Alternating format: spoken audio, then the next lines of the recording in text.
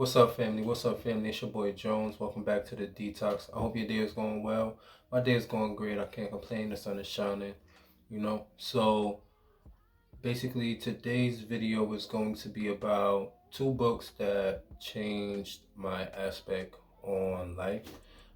Like in a philosophical aspect, I would say, like the things I do, why I do it, why I do those things, or basically just trying to move in a more positive way.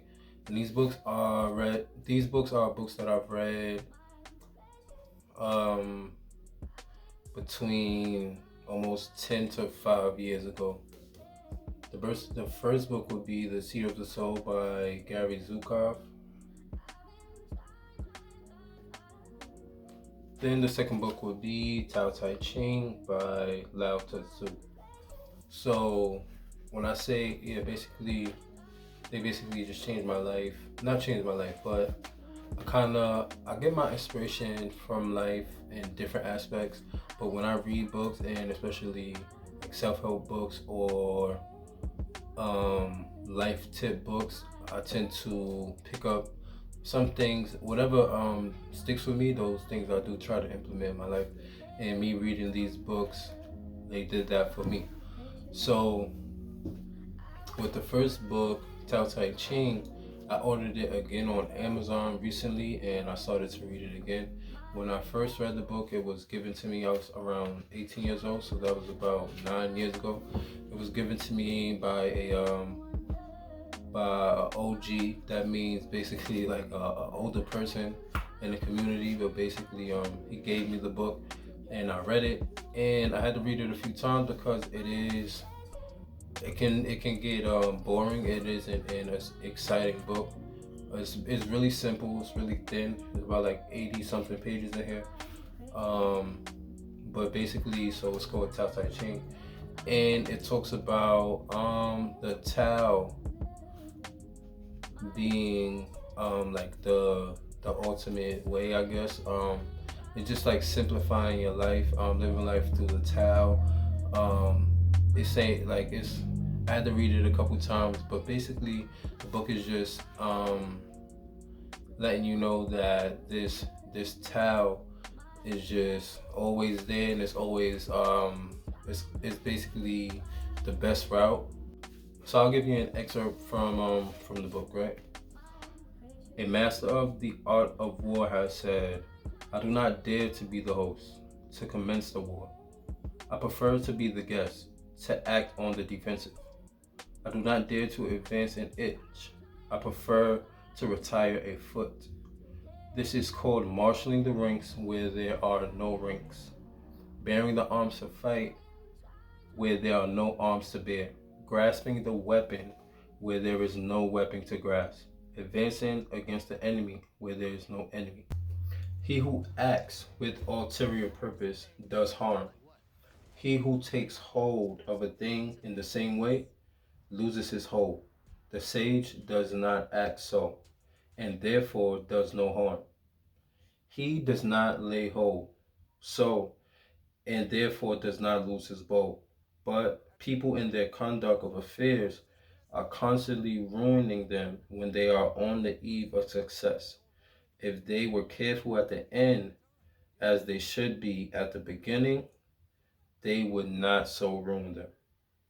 The ancients who showed their skill in practicing the Tao did so, not to enlighten the people, but rather to make them simple and ignorant.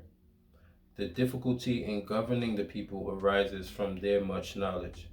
He who tries to govern a state by his wisdom is a Scrooge to it, while he who does not try to do so is a blessing. So those are a couple examples or a couple excerpts from the book, and basically what I get from this book is just living life in simplicity, and I think that's what the Tao ultimately is. It talks about materials and war and govern and stuff like that, and when you read a book you don't exactly remember everything. You take certain things from it, but I definitely wanted to order it again just to I haven't read it in so long, and I'm still reading it. But just to get just get refamiliarized with the book. So that was the first book, Tao Tai Ching by Lao Tzu. The second book would be The Seed of the Soul. This one was more of, see, the first book was kind of, the words were, it was just so hard to read that I read it multiple times. And it's a wordy book. But this one is more word friendly, modern English. So basically, The Seed of the Soul by Gary Zukov. It was about it. It basically, for me, what I got from the book, he talked about karma. He talked about how us as humans, we live with our five senses, but in the soul, it's a multi-sensory. I want to say person, a multi-sensory being. Basically, it's in tune with way more than what we are, and then if we were to be in tune with our soul, then we would be aligned. If we were more in tune with ourselves, we would be more in tune with our soul. Being just following, being able to actually follow our gut feeling, listen to that voice, that little voice in your head. I'll give you an excerpt from this book. Most of us are accustomed to the belief that our participation in the process of evolution is limited to the duration of a single lifetime. This belief reflects the perspective of the five sensory personality. From the point of view of the five sensory personality, nothing of itself lasts beyond its lifetime. And there is nothing in the experience of the five sensory human that is not of itself. Then he goes on to say, the multisensory human too understands that nothing of itself lasts beyond its lifetime, but it is also aware of its immortal soul. The lifetime of your personality is one of the myriad of experiences of your soul. The soul exists outside of time. The perspective of the soul is immense, and the perception of the soul is without the limitations of the personality. Souls that have chosen the physical experience of life as we know it is a path of evolution, have in general incarnated their energies many times into many psychological and physical forms. So yeah, basically, he goes on to say that about karma, and then he talks about addiction. He talks about relationship. This is definitely a good book for me. He talks about a lot. This is by Gary Zukov, The Seed of the Soul. Reading is definitely important to me. Like I said, I get different aspects. I get my inspiration of life from many different forms.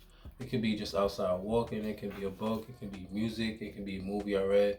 A movie that I saw. And definitely, it's always for me. It's just about getting better, and I always ask why. You should always keep your eyes and your mind open to different aspects or point of views of life. And then he goes on to say about something about relationships. He says, there are certain growing dynamics that can occur only within a dynamic of commitment. Without commitment, you cannot learn to care for another person more than yourself. You cannot learn to value the growth of strength and clarity in another soul, even if that threatens the wants of your personality. When you release the wants of your personality in order to accommodate and encourage another's growth, you attune yourself to that person's soul. Without commitment, you cannot learn to see others as your soul sees them, as beautiful and powerful spirits of light. So he goes on to talk about a lot of life aspects, I feel like, and just with the karma, he that really it spoke to me. And he talks about how karma is passed down from soul to soul, because he talks about how the personality being a body and then the soul being another entity, basically taking on a life experience. So that's what a lot of people like to believe, that we're souls taking on a life experience, right? So he goes on to say how karma is passed down from in your soul, taking on that life experience, and not so much passed on to your child. You know, I hear that a lot, how karma can be passed down to your child. But in the book, The Seed of the Soul by Gary Zukov, he talks about karma being passed down through the soul, and it may not.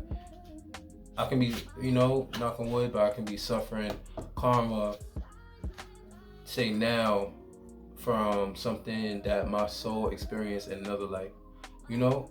So that's a very interesting topic to me. So guys, thanks for watching this short video. I hope you guys like. Please subscribe or share if you if you're into this video. If you're into this video, please like or share. Leave a comment, and I'll get back to you guys in the comment section for sure, guys. Thank you and have a nice day.